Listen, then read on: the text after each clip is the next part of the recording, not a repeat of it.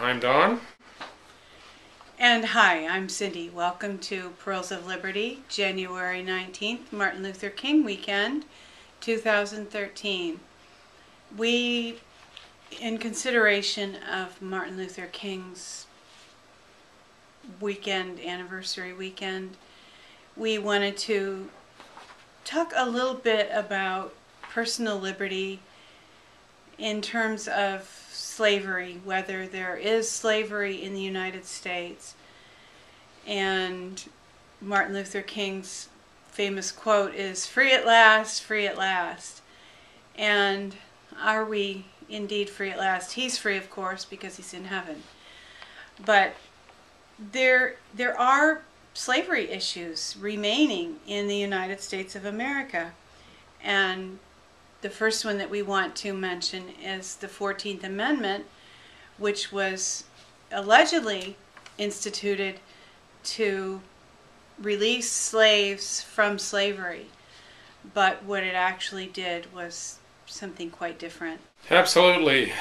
We should always learn that the evil disguises itself as good, and the more widely people accept the good as a unanimous declaration of their interests, the more likely there is to be something hidden in there, and that was certainly the case with the 14th Amendment. The 14th Amendment didn't do what people thought it did. It made everyone slaves. Actually, when we were a lot better off when only a few people could own many people, and they lived actually at least as good in many cases as indentured servants, those that were the slaves, many of whom came from Africa.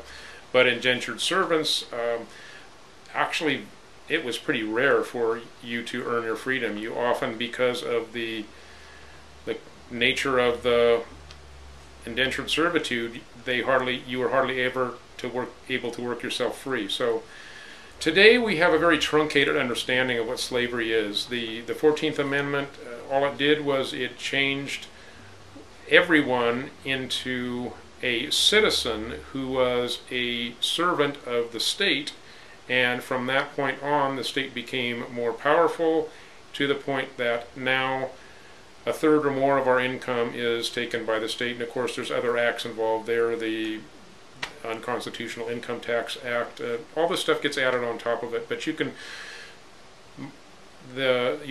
benchmark it all from the 14th Amendment, and then every element of slavery for the common man got added after that. So there's this impression of progress, because when the bankers controlled, the so-called bankers, really they're just commodity trader mafia men that are masquerading as bankers. When they took control of the money supply, they were able to make it look like everyone was prosperous, and we thought that was because we were free.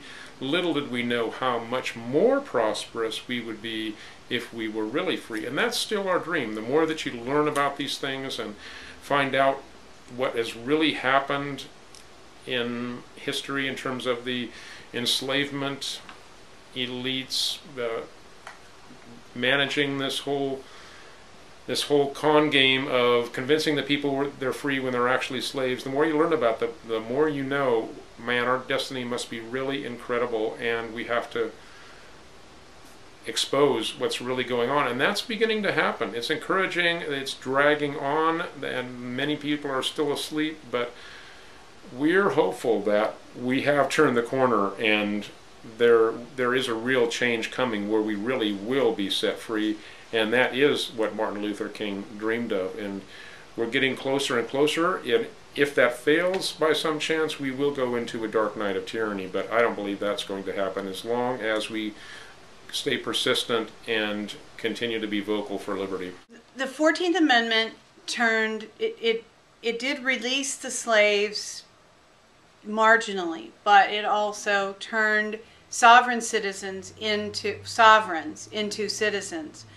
So everybody lost a degree of liberty and self-determination, and we have a link to a very good YouTube video that very clearly explains it. It's not too long. Another aspect of slavery in the United States that we currently have is mind control slavery. and that is Project Monarch, the Montauk Boys. There are several aspects of that, and certainly people who are under mind control are not self-determined and do not have liberty. Yeah, and the big part of that, Cindy didn't mention celebrities and professional athletes, the people that we look up to in our society, and I'm not saying me personally, but as a whole society is taught to look up to these heroes like Lance Armstrong, and then we feel crushed, we feel broken when they prove to be fakes and phonies, and there's many of them.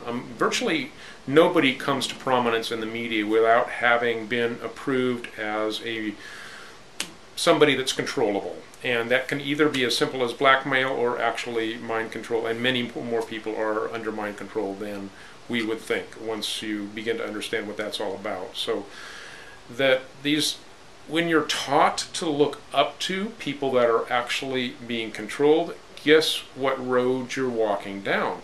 You're not becoming more free. You're idolizing people that are in slavery, and what does that do? That enslaves you. So but once the scales begin to come off, once you begin to see things the way they really are, you don't pay attention to those people anymore, and that's when things begin to change, and you begin to understand what real liberty is, real freedom, what God created you to be. That's what begins as soon as you begin to see the world the way it really is. And people can actually own shares of an athlete's career, almost like racehorses. And I'm not sure how much of that is done in the open, but Bryce Taylor certainly wrote about it in her book, Thanks for the Memories, The Truth Has Set Me Free, that it's not unusual for professional athletes to more or less be owned by someone. And certainly a lot of performers, musicians, popular musicians, especially people who kind of have a meteoric rise, a lot of them are not really in control of their careers, but their careers are directed and more or less owned by other people, and those people take their cut. The people that we think are millionaires, living in amazing houses, having a great time, driving amazing cars, a lot of them, that's really just a gilded cage, and they are a bird locked inside that gilded cage. They don't really have the opportunity to enjoy what we think of as success because they're not free. And another aspect of mind control that we wanted to just touch on is SSRIs. Although that's not strictly speaking mind control, people who take antidepressants lose some ability to process their thoughts, and they kind of become zombies, which in my mind is a sort of mind control. Well, yeah, they're being controlled by a drug. They lose their free will when it's just as much as if having shackles on your hands and feet. When your brain is enslaved to a chemical and you've lost your normal processing. Yeah, I would say that's slavery. And of course there is also human trafficking. We won't get real deeply into that because there's so much information about that, and that's kind of a drum that's been beat, I believe, to some extent as a distraction from the issue of mind control slaves. But human trafficking is very real today and is a very real threat to young people and other innocent, vulnerable individuals who don't have the ability to resist for themselves and who don't maybe have a protector. So there's that aspect of modern slavery in the U.S. And here's the big enchilada that I think really want to focus on. And that is the fact that to a large extent, the way our income tax system is set up, we actually in the U.S. are allowed to enjoy about the same percentage of the fruits of our labors as medieval serfs and as sharecroppers in the South after the Emancipation Proclamation, serfs were allowed to keep about 30 to 50%, or I'm sorry, serfs had to tithe about 30 to 50%, and sharecroppers had to tithe between 30 and 50% to the landowners. So we're not doing a whole lot better than that, are we? No, we're doing worse because we think we are free, and there are none so enslaved as those who falsely believe they are free. And it's really sad that if you can convince a slave that he's actually free, well, you don't need to spend extra resources building fences and walls and chains and all that stuff, and the prisons are in your own mind, and that's what we're beginning to break out of by talking about the things that we're talking about now. People on the internet all over the place spreading this message. This is not what mankind was created for, and we've created a monster. This government that we think keeps us free is actually enslaving us. This is the modern day Babylon. The United States really is just an arm now of the Anglo-American global system, the Uniform Commercial Code, even though supposedly in theory it's been taken over by the people now. We're up on all that. In practice, that hasn't really happened yet, because the monetary system which backs it all is still in the control, by and large, of the, however you want to call them, the Dark Cabal. So yeah, when your resources are sucked up at that level, you're on a treadmill. And hey, I'm not on the young side anymore. I'm on the older side, and looking at what have I got to show for it? It ain't much. So, and when you contrast that with what it could be if you were free, and if you weren't paying a third or more of your income to people, bankers so-called, who create money out of nothing, and you pay them interest on this nothing, wow, it's quite a scam. So the good thing is, more and more people are seeing it, and somehow yet we have to completely break free. I think we're on the verge of that. I hope so. One way to see the income tax is as a use fee for the use of Federal Reserve notes. And Federal Reserve notes it's money generated by a private banking system when Congress has is imbued with the right and actually charged with creating currency for the country. They handed it off to the Federal Reserve. So the income tax is not, when you pay taxes, it doesn't go to build the interstate highway system or even pay the checks for Congress. It goes to pay the debt to the Federal Reserve. So this is a very real form of debt slavery. We are slaves. There's an old saying that says the debtor is the slave of the lender. And we indeed are the slaves of the Federal Reserve System. Yeah, this is not theory. This actually came out, and they kept it quiet, but there was something called the Grace Commission under President Reagan that did the research to find out where the income tax went, and almost completely it goes to, as I said earlier, pay the interest on the national debt.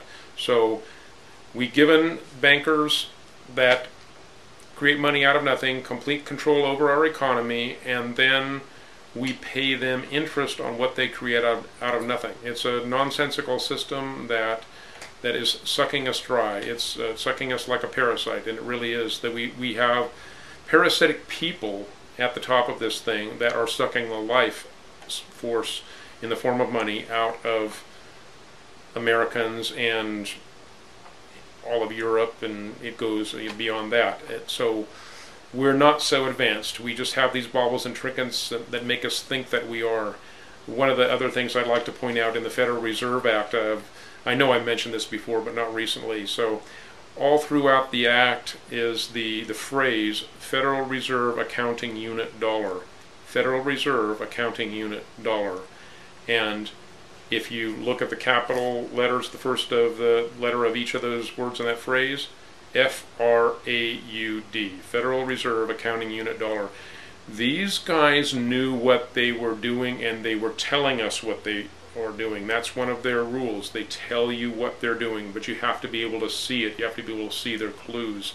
And when President Wilson, years after he had signed the Federal Reserve Act, he said, "I have unwittingly destroyed my country." So that's where we're at now, at the end of that 100 years, recognizing what has actually happened, and there will be some kind of a new system. We just don't know what it is yet. But it better be good, because these guys ain't getting away with another one like this and tightening the chains even further. I can tell you that. And it better not have a tax code that is arbitrary and random. If you've ever worked on your own taxes, if you've ever tried to decipher any of their documents, it changes whenever they want to change it, for whatever reason they want to change it. They don't give reasons. There's no rhyme, there's no reason. It really is arbitrary and random. And there's actually, it's not law, it's a tax code. And the income tax was instituted through the 16th Amendment. There are a lot of questions about whether the 16th Amendment was even properly ratified. Supposedly Ohio wasn't a state at the time. There are just a lot of issues with it, that it never should have become law in the manner in which it did. We recognize it. We're slaves to it. Try to not pay your taxes. Man, they'll take your house away. They'll take away anything that you own. If you don't pay your taxes, they'll put you in jail. And, you know, talk about arbitrary and random. They'll take away one person's house, and then through Section 8 and other programs, they'll give somebody else a house. It's just this, when you think about it in terms of how rational people make rational decisions, this entity of the IRS does, and most of our government does not fit that. Yeah, arbitrary enforcement really is the essence of tyranny. You get bureaucrats deciding what they want to do. When there's an abundance of laws, there's an abundance of all kinds of fraud and wrongdoing. But when there's a few simple just laws, that's when you have a just society. And the laws have proliferated, and it's a mess. So we're all for, let's wipe the slate clean and start over again on this thing. It's become a mess. Thank you for joining us this week, and we hope your long weekend is pleasant, and we hope that you are able to celebrate freedom in remembrance of Martin Luther King. Yes, you can decide to be free. Ultimately, it's your internal mind that decides what you can do. But there are cages around us that we are beginning to penetrate through. So see the world the way that it really is, so you can do that. See yourself in it.